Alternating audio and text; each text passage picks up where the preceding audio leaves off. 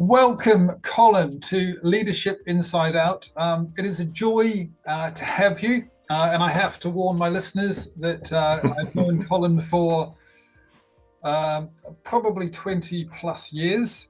And so I'm really looking forward to today to delve through that journey. He's got a fascinating background story. And in fact, Colin, or Cole, you are known as the listener, which is also a journey that I'd love to hear more about. So welcome to the podcast. Lovely. Thank you, Guy. And yeah, we've been through many ups and downs together, laughter and challenging times, shall we say. But A few tears as well. Yeah, you're a good friend, And I really value that. So yeah, and I'm delighted and honoured to be here. So thank you. My pleasure. Well, Cole, it's only because you've got a story to tell that I think it will resonate with many people. So anyway, onwards, Cole. Talk to me. Start me at the beginning of your career. How did you get to be known as the listener? So when you said at the start of my career, I immediately went back to that very first day in 1970, which we won't talk about. And I was working for a computer bureau in Guildford.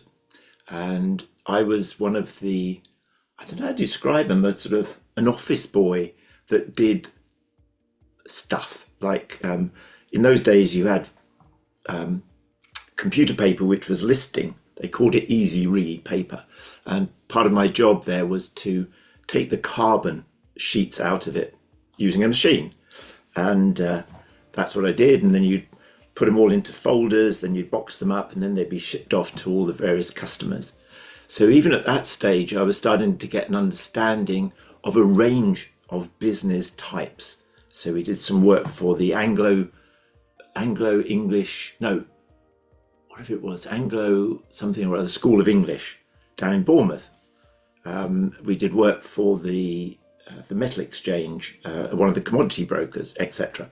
But behind where I worked, there was a computer room with a huge computer in it, an IBM 360, and with big mag tapes and discs and printers and cards, punch cards, believe it or not. And every day I would go in there for an hour when my day had finished, because I was absolutely fascinated by it.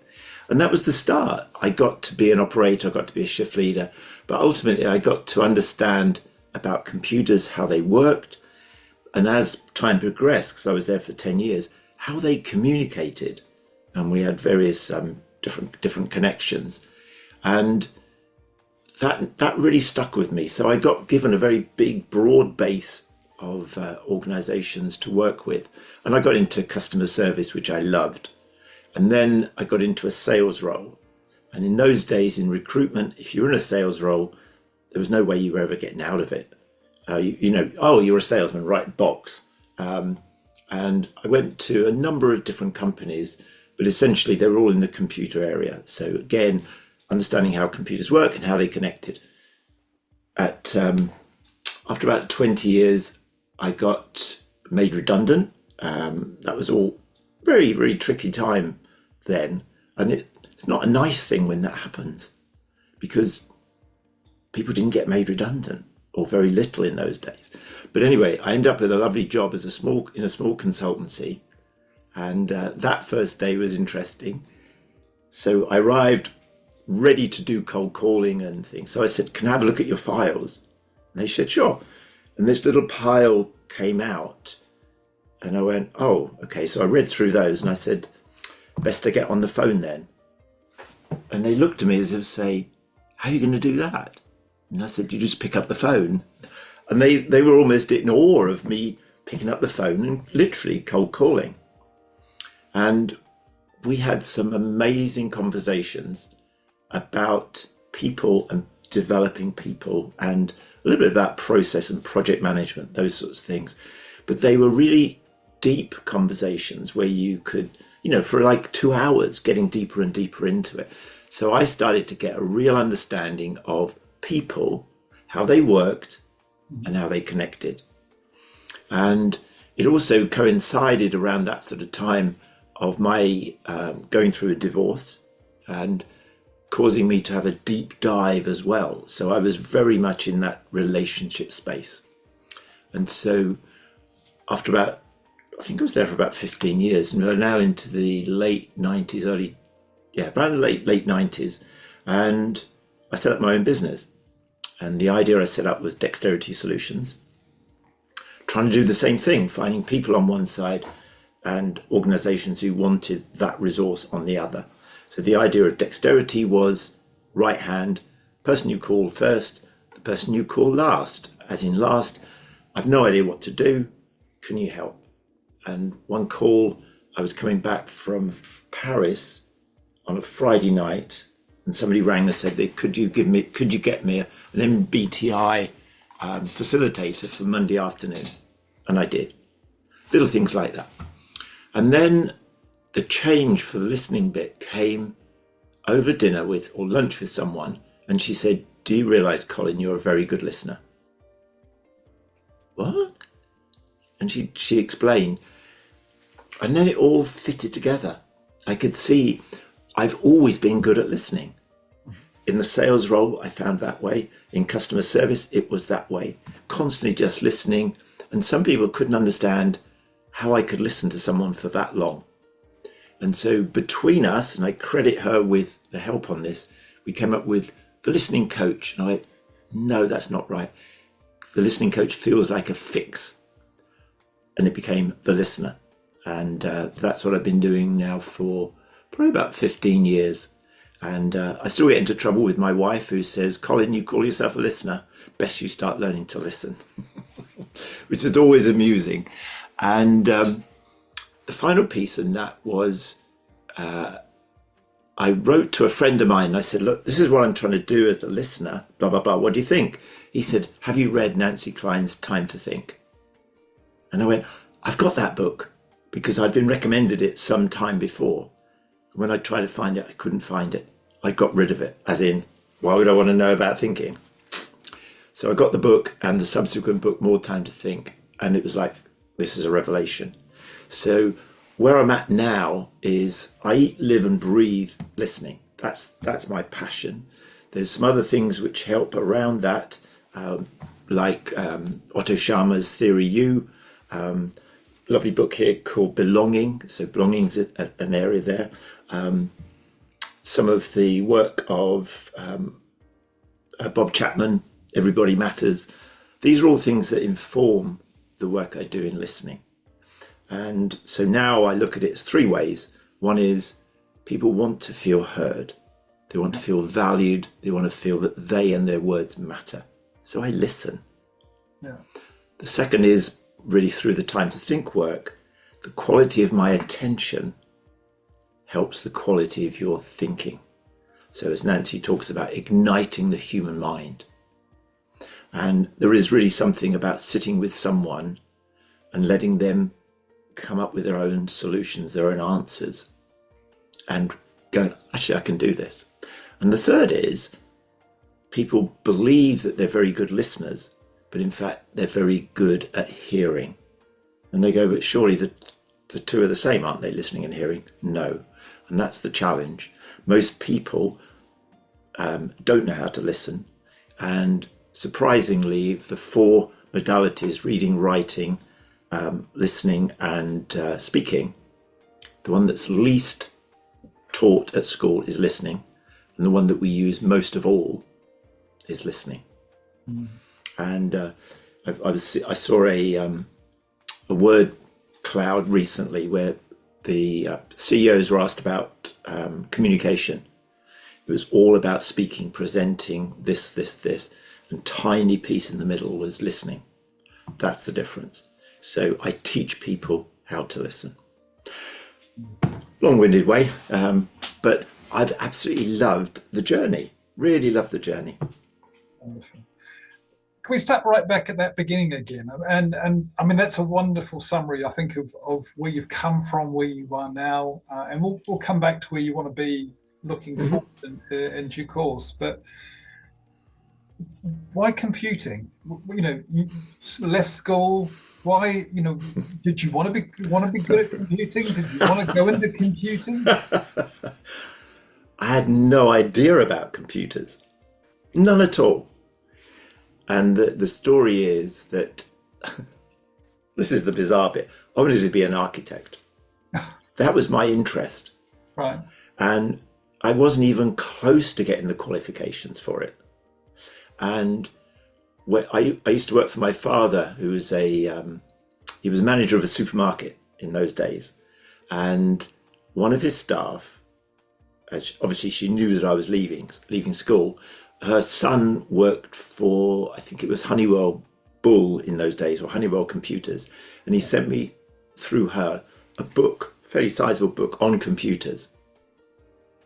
And I went, oh my gosh, I love this. And she gave me, he provided me 2 places that I could call. One was near where my father worked, which would have been a 5 or 6 year apprenticeship, and essentially about electronics and computers. The other one was much further away, was a computer bureau. And in those days, what computer bureaus were, it's a little bit like time sharing that became time sharing. Essentially, companies would give us all of their data forms. We would punch it onto punch cards, and we'd run programs to create reports. One of them, for instance, we did the payroll for Paul Getty's Italian ships. So we'd get these checks being printed out in Italian, and we had to employ someone as a programmer who could speak Italian. But that was the range of things that we did. And where was I going with that? Where was I going?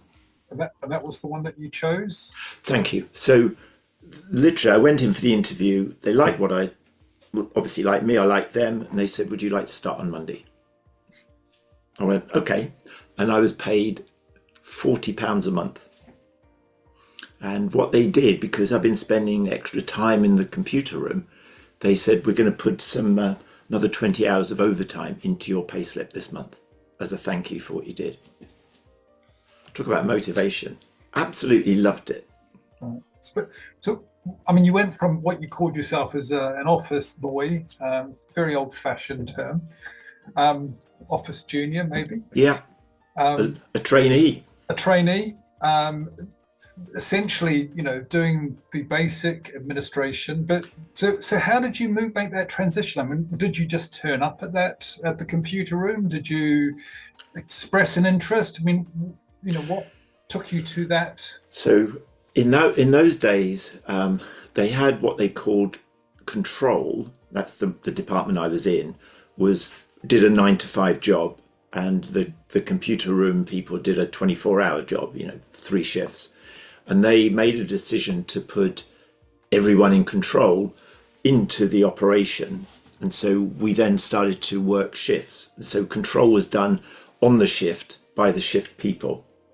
So I effectively became a computer operator, where the team of it was probably about 6 to 8 of us would do the whole thing and get it ready to be dispatched on the delivery people. And so I did that. Was an operator, became a sort of assistant shift leader, and then became a shift leader. And again, enjoyed that. And of course, the end of each shift, which was 8 hours, you would then hand over to the next team, because it was a continuous operation. And different times, because we had more work than we had capacity on the computers, we'd go to different places. So you'd be called in from your time off or whatever it was, to go somewhere and just process the work somewhere else, come back with all the printouts, and then get it ready. So lovely time and great fun. And so how you went to supervisor, you were saying. So you talked about a transition to customer services. Was that part of the job, or was that a new job? What attracted you? So again, what happened was the organisation I was in, they purchased another computer bureau. So myself and one other, we were given the opportunity, I guess, because of our not just seniority but our capabilities to go and take all these programs and work from them and integrate it into our own systems. So there was quite a lot of work, but we also had to go and meet the customers to tell them. So I started to get out and about and meeting customers, and then they created a role where I moved off. I came off shift into a customer service role, and then we were owned then by British Oxygen, and they made the customer service role a fee earning role as well. So not only were you looking after customers, but you were trying to get new business from them.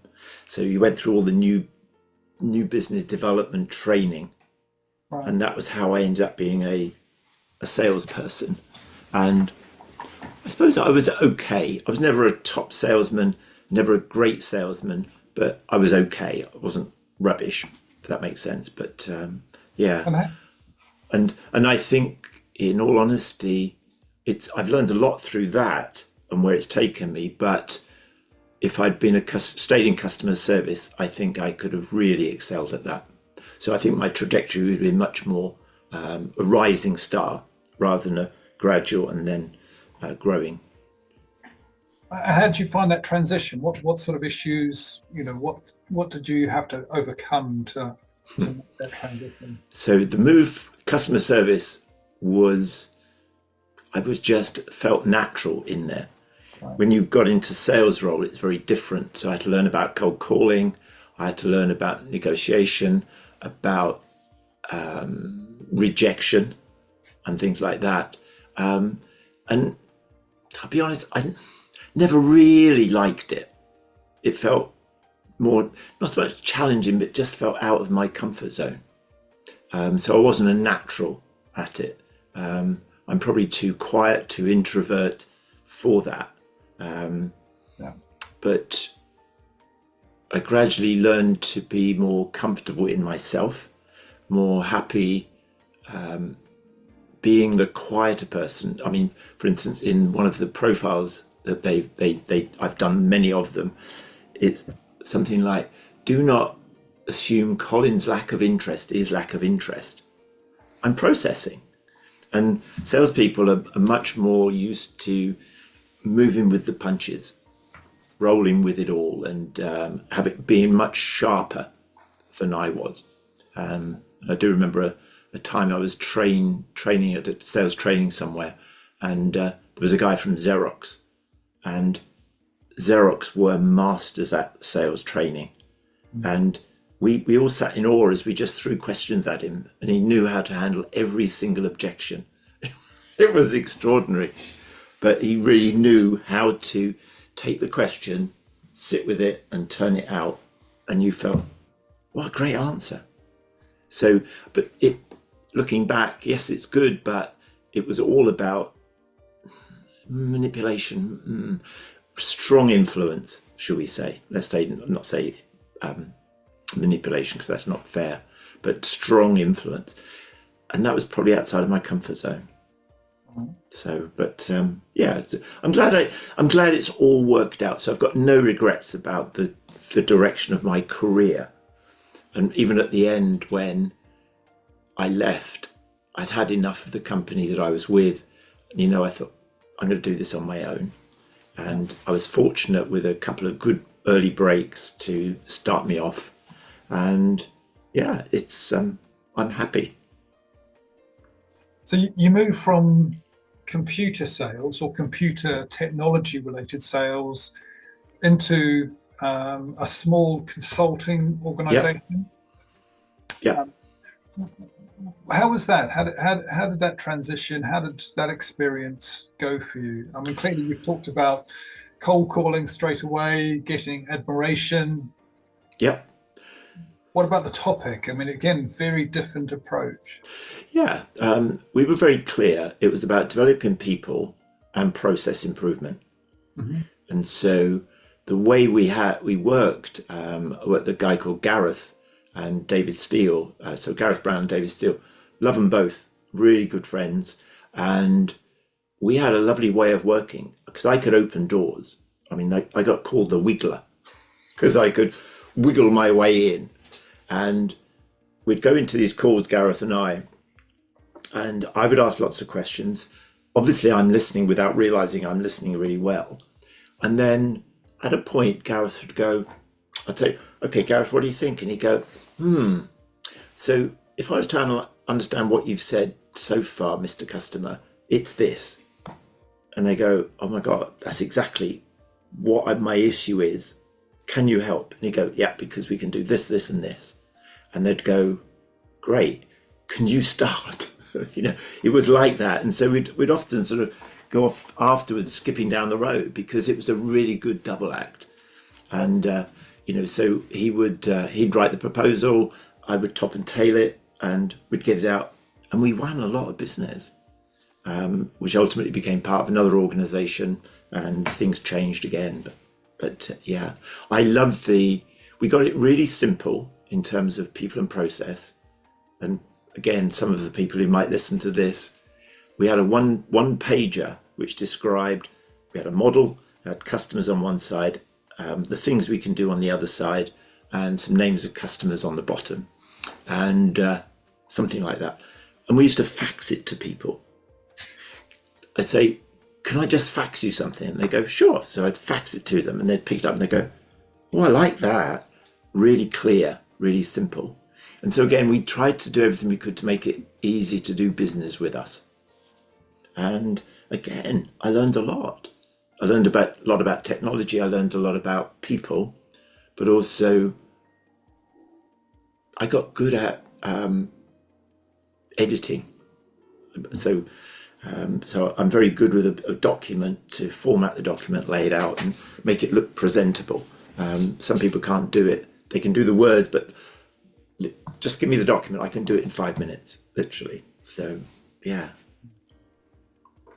So the next big stage in your career, you leave that consultancy company. You then start up your own company, Dexterity Consulting. Dexterity Solutions. Sorry. Yeah. So Dexterity Solutions. And I called it Connecting People Who Make a Difference. And so how was that transition? Again, you've been working for organizations. You've been, in some ways, pushed into roles. Yep. Suddenly you're the master of your own destiny. It's scary as hell. Yeah. It was okay to start with, but I was interested in other things, and it was almost as though I was being led somewhere. That's the only way I can describe it looking back. I came up with ideas like disruptive dialogue, right? And I mean, I still believe it has merit, but the idea is a little bit trickier. So what I'd like to do is sit down with you for 2 or 3 hours. I've no idea what we're going to talk about. I've got no idea what outcomes you will get from it. Yeah. But either straight away or within the next 2 or 3 weeks, you'll come up with some things that you hadn't thought about. And by the way, I'd like some money for doing it. That's a bit weird. So apart from that last bit, that it sort of explains this entire interview process, in other words. Yeah, absolutely. Yes, because I have no idea where it's going to go. But there's things that get said, things that people think about, and they, I've not thought of that. Or I might be able to share an article or something that changes it. And I came up with another idea of positive deviance, which again is a little, people go, oh, that's a bit weird. But recognizing that in organizations, there are people who do things that are just completely different. They got the same resources as everyone else, but they come up with some ideas and make it happen. So how did you do that? Because they see the world differently. And what I wanted to do was see if I could encourage CEOs to understand these people better, and also to vocalize the capabilities of these people. Because usually what happens is this person will not fit in to the organization because they don't see the world that way. No. So they're often moved sideways somewhere. Well, you can go and run this project in Germany, while we're a British company. And so they get sidelined. And in the end, they get a bit miffed by it because they're not enjoying it. They leave. And then they get employed by the same company to come in and sort them out because they see the world differently. We now value you. So I was thinking, how can we get CEOs to value these people better? How can we get these people to share their capabilities better? And again, bit of an ask, that is. Well, and it strikes me when you talk about this, Cole. I mean, that sounds like a wonderful idea. I mean, those have become quite well-established concepts in the last 15 years. Disruptive, positive, disruptive, and so forth. But selling that to companies as an outsider must have been very difficult. Yeah. I mean, that you have to have a huge amount of trust in you as an individual. Yeah. And I think that's one of the things I did learn is you can't just go into an organization like that, with that, because there's no trust. No. So can you go into the organization in a different way, in something that they can go, oh, I'll have some of that. Let's say it might be project management training. Mm-hmm. And when you're in there, you've done a great job. You're starting to build the relationships, which is, as I get older and wiser in these things, I'd like to think that relationships is the key to all of this. Hence the work in the listening space. But that's the way. So once you get in, you build the relationship, then you can suggest some things and they go, oh, tell me more. And when you get them to tell me, and they go, I know who you mean now. It's Joe. I go, exactly. Joe's the one. Let's bring him in, set up a conversation with the three of us and help each other learn more about what Joe can do for the organization. And the chances are you're going to take him out of the job that he's doing now because he's wasted there. But I think you're right. You need to go in at that level in order to go up where you start to sit the other side of the table with the leadership team or the management team.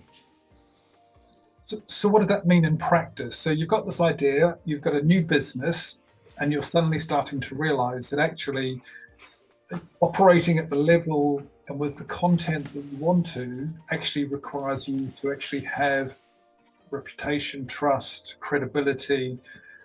So what do you do next? Yeah. And I think I tried to just constantly I think I was probably just evolving myself to get me to where I've ended up. Mm-hmm. And so almost coming from, be honest, failing. I failed at those things. And as a result, I got to know what I was good at and not good at. So I got to know myself better. And I think as I got to know myself better, it's like, this is not what you want to do. This is what you want to do. And that was when that meeting was at the right time. Realized that actually, this is something I really could do, passionate about. And I like it even more because the world is going this way. It wants faster, more efficiency, less kindness, less caring, less thought. I want to go this way and get back to some of those older, more traditional ways of being together, based on relationship, based on communication, based on connection, that people start to trust each other, both within the organization and the organization is more trusted. And reminds me of a CEO who said to the board, how do we get our customers to trust us more? And that's not the question. The question is, how can we be more trustworthy? Different question, different impact. And so I'm working in that space, and my sense is the work I'm doing, because of everything that's going on in the world, people are going to wake up and go, you know what, enough's enough. We've got to start looking after each other. And how do we do that? We've got to start talking to each other.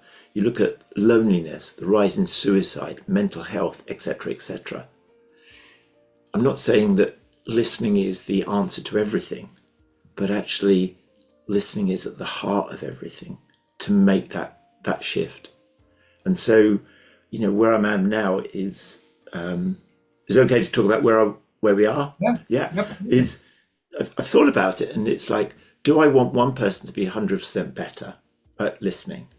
No, I want 100 people to be 1% better at listening.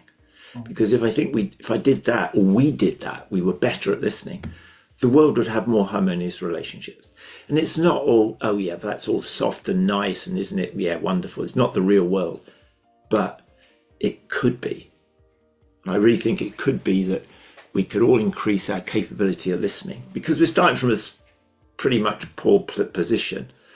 And part of what I've been doing now is to invite people to come and have experiences of listening. Yeah. So I'm starting to do that this year. I'm probably about 5 years too late. Not too late, sorry. I should have been doing this 5 years ago, as you told me many times. The famous conversation, Cole. But I've actually started doing it, and I've got through the issues that I didn't know I had. I was putting them off and thinking it was something else. It wasn't that at all. And I've understood that now. It's like, right, let's just do it. And so I did one in January. I've got one in February. I'm going to do 2 in March. Listening circles, time, spaces for listening, time to think work, whatever it is. I'm going to do new ones so that people have the experience of it. As a result, if that works for them, they might say, I'd like to do some coaching. I'd like you to come in my organization and do something. I don't know where it's going to go. And I'm very okay, that's the way it goes. So, yeah. Thank you. And I mean, just to be, very clear, I've known you for 20 years, and you're a gentleman and a gentleman. And, thank you. And what you've talked about has been a passion for a long time. And like so many people I know, you don't see the power that you've got. You're the last one to see the power that you've got. So it's a real joy to see that come through, and it's a real joy to see your passion finding a way of expressing itself financially, yes, but more importantly, actually giving people the opportunity to learn. So. Yeah. I know that I get rewarded in so many different ways, and I think that's the difference. Yeah. People who some people they read my blog posts and they've taken action without me even knowing about it, and then some years later they say, there was something you said and I took note of that, and that changed my direction. Yeah. Or I just stopped interrupting people. And I, one of the things with Molly, when we first met, and I said, would you like me to teach you how to listen? And she said, no thanks, I like interrupting. But what's interesting is that over time she's realized, and as you've touched on, it is a superpower. Yeah. Listening is a superpower. I can't say any what's the word, any better than that. And we all know how to listen. That's the weird bit. If you're going to meet someone, or anyone going to meet someone literally on their deathbed, and they go, Guy, can you come close? I need to tell you something. You're not going to get your phone and go, can we do a selfie first? Or let me just check something. You're going to listen. And you know that what you're listening to may well be the last words of this person. And so we're going to listen. So imagine how you would feel when someone listens to you with that intensity, not just the words, but the feelings you're experiencing, and notices that and shares it back. I noticed one particular person, he said something, and I noticed it sort of caught in his throat. And I said, are you okay? And he went, yeah, I'm fine. And I remained silent for a little bit longer, and he went, not really. Yeah, what you said really hit home, and it evoked a memory that I wasn't expecting. And I said, would you like to talk about it? And he said yes. And so we talked about it. And it's not dissimilar to the experience that we had. There was a particular moment, we were meant to be doing some work later in that day. We were at a conference. I arrived not in a good place. You asked me, are you okay? And I said, I'm struggling. And you said, would you like to talk about it? And I said, yes. I expressed what I was thinking. You listened beautifully. And then you said, would it help if I offered what I'm seeing? And I went, yeah. And so he said, this is what I'm seeing. And I went, I've got it. I know the answer now. You didn't give an answer. That was what's so lovely, is I know what to do now. And I went out for 5 minutes and I came back. I made the call I needed to, came back, and I was fine. But if you had not picked it up, I may have tried to hide it and hold it. And that evening or late afternoon, we were doing something as a workshop. I would not have been able to be as, let's say, as with you as I was. And so I'm most grateful for that. And it's a wonderful lesson. But the key is you've got to notice. So in conversations I have, and what you did with me, I felt the most important person in your life at that moment. And it's not about romance or anything daft like that, but I'm giving you my full attention now. And it may be only for 5 minutes, but the feeling the person on the receiving end of that attention is extraordinary. And how many leaders could sit down with people and do more of that? Managers with their team. Somebody was telling me, one of the guys I was coaching, he's a team member, but he said, we have this regular meeting over Zoom, and it's like chonk, chonk, chonk, chonk, chonk, done, finish. And he said, I feel alien. So he started initiating one-on-ones with all of the team, and he encouraged the managers to do the same. And reluctantly he did, but he wasn't, that wasn't his way, but it made a big difference to the team. It's that coffee moment, and the all those little things that we do when COVID happened, we couldn't do. But it's noticing. And I think that's one of the, I suppose, might even be my word of this year, noticing. Just notice what's in front of you. Well, I do appreciate the compliments. I have had good teachers in my past, so thank you That's true. that as well, because it is two-way. Yeah. I have learned from you as much as you have received that, Mr. Matt. Indeed, thank you. Well, and no, my absolute pleasure. And as we both know, a key component of coaching is the ability to focus and listen. And yeah, I'd be out of a job, I'm sure, if people listened more. When I work with clients, a lot of what I do is simply listening to them, focusing and reflecting my perception and helping guide them to their own solutions. It's extraordinary, isn't it? And sometimes the act of listening.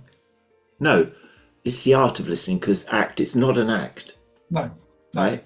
The gift of, I think it's a gift. The gift of listening, as they start to talk and open up to you, metaphorically, they settle from that fight or flight position. Yeah. And so it almost like the amygdala goes, this is okay. The quality of the thinking improves. Yeah. And they go, I've got the answer. Yeah. And I had an opportunity within the Time to Think work where I was talking to someone for 20 minutes. And the conclusion I came to is that I was the problem, me. Right? And I couldn't quite figure it out at that moment, because we'd almost finished the 20 minutes I was talking. So I was talking for 20 minutes. He was listening to me for 20 minutes. And I think was it, I'm not good enough, I'm not this enough, any of those not enoughs. Yeah.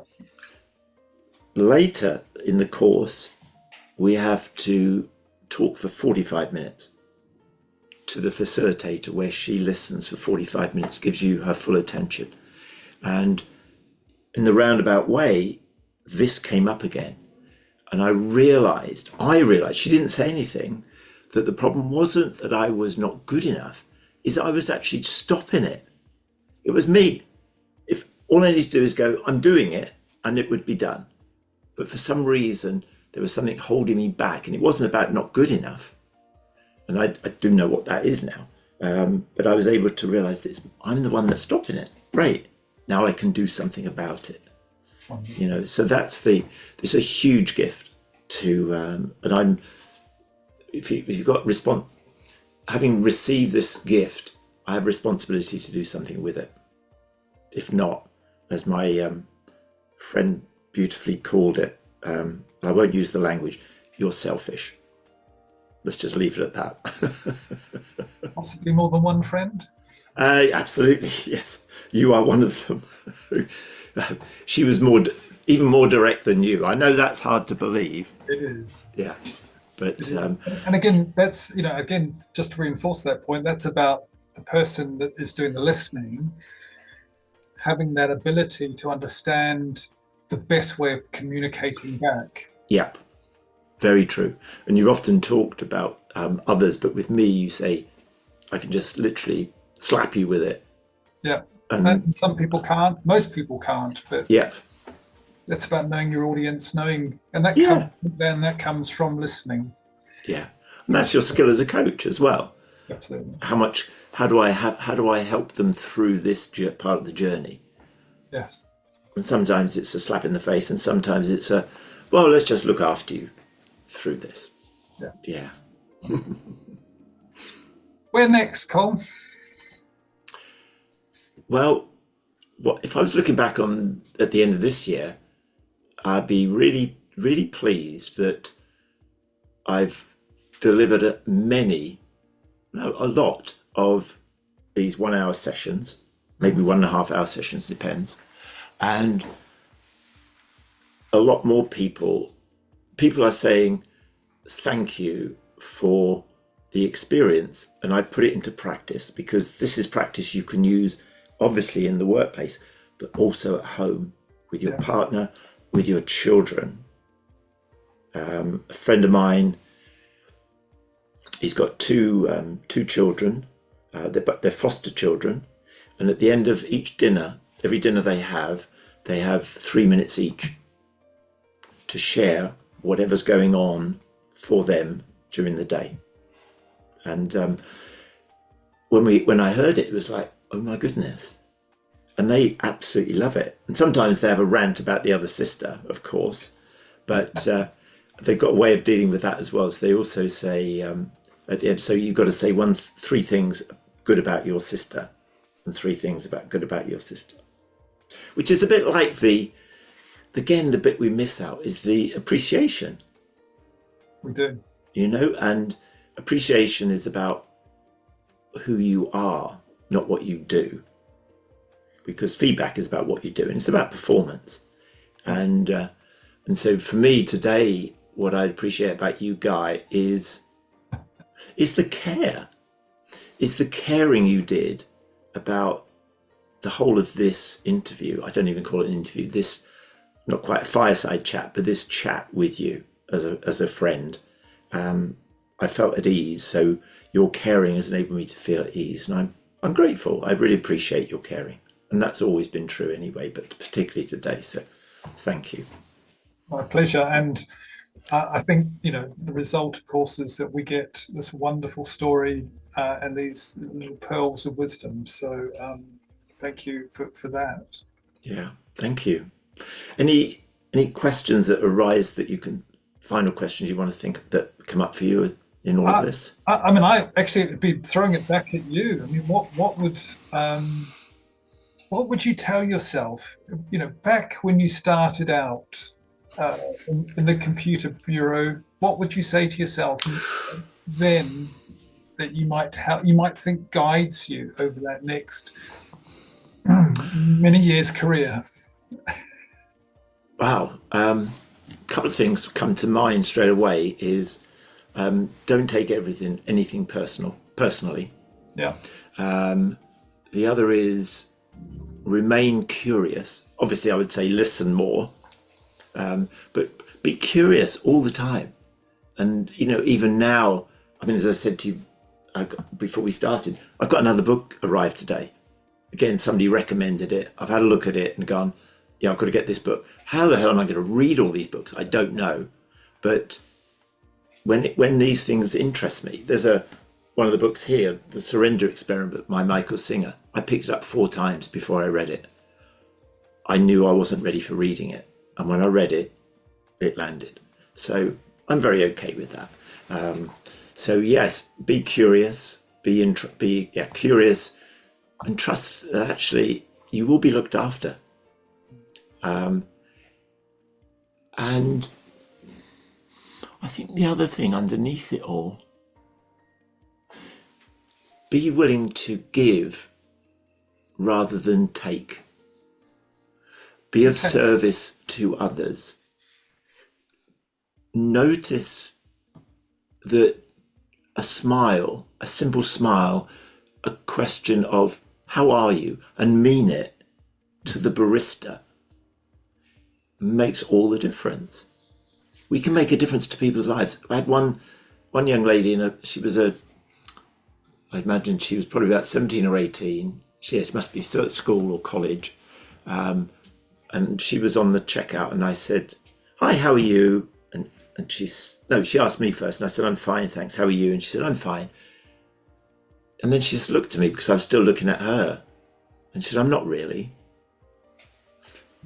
30 seconds outburst, not outburst, but you know what I mean? She just it out. And how she finished with the boyfriend, he was being awful. Parents weren't at home, they were on holiday.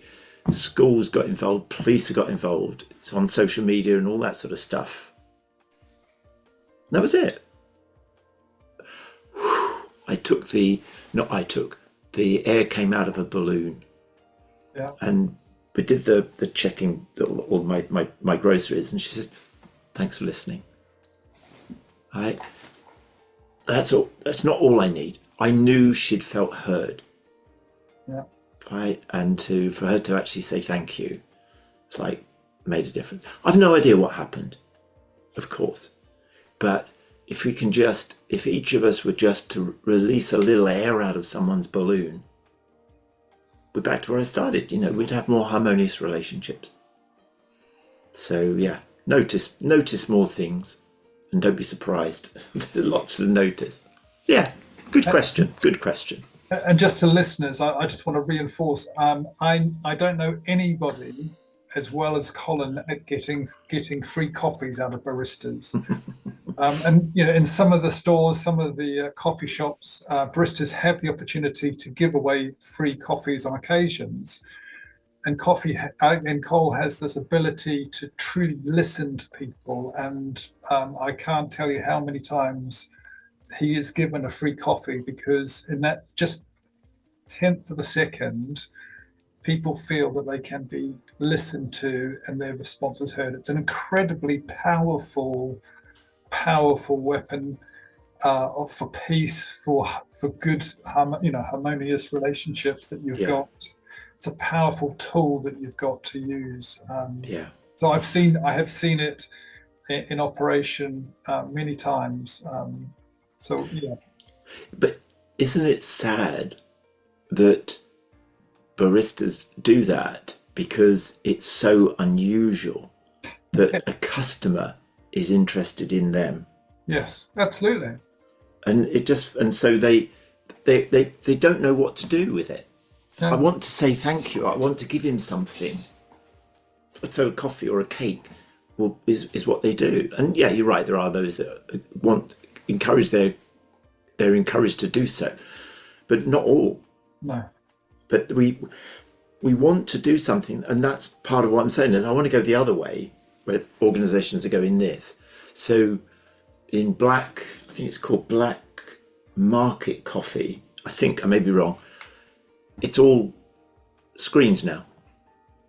You can't interact with the person behind there. The only bit they go, Colin, order, and they give you a coffee and you go, oh, thanks.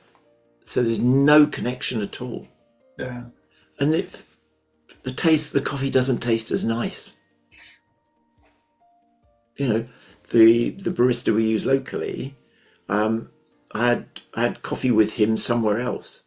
We went and had coffee and sat down and chatted for an hour because we don't get enough time in the coffee shop. Oh, dear. Amazing. Yeah, why not? Any last thoughts, Colin? What I would say is my final thoughts on this are that people are dying to be heard, literally and figuratively. And so my response to that is listen first. Listen always. Always. So listen first, listen always. Always. Colin, it has been a joy, absolute joy. Thank you so much. Thank you. For your story, for your wisdom, and I wish you nothing but the very best over this year and coming years. So thank you for your time. Thank you, Guy. I'm sure you'll be telling me more things to do soon. All right, my friend, take care. And you too. Take care. Okay, bye-bye.